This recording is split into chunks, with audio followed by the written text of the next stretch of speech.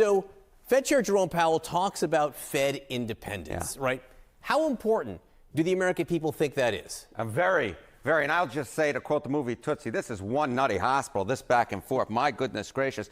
They think it's incredibly important that the Fed acts independently of Donald Trump, and they think it's best for the economy. We're talking about more than 2/3 of adults, 68%, 91% of Democrats, 75% of independents, and even 41%, 2/5 of Trump's base thinks it's important that the Fed acts independently of Trump for the best of the economy. So when you get 41% of Republicans and 91% of Democrats agreeing on something with 75% of independents, you know it is a popular position. The bottom line is the American people vigorously disagree with the President of the United States on this. They want a Fed that acts independently of him because they think it's best for the economy. So the Trump administration very clearly, to an extent, picking a fight with Jerome Powell, a clear political fight, which has been in play for months, and now perhaps a legal fight as well.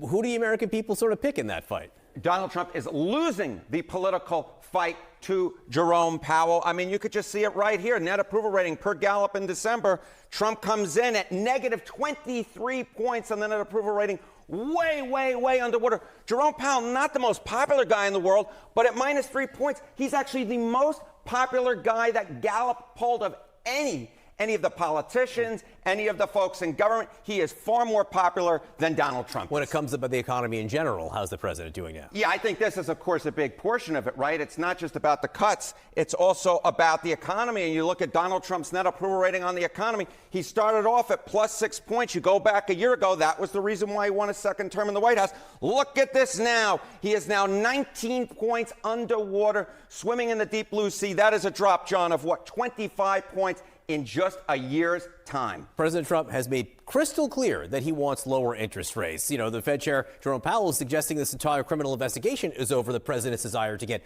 lower interest rates. What do the prediction markets think about whether they will get lower interest rates? No, it's not going to work for Donald Trump. Take a look here. The chance that the Fed Reserve maintains interest rates in January, 94%, despite the threats from Donald Trump. It seems that Jerome Powell, the prediction markets think, will hold his ground along with the rest of the Fed. All right, a lot going on. Congratulations to your Bills. Congratulations on the Patriots. We'll be right back.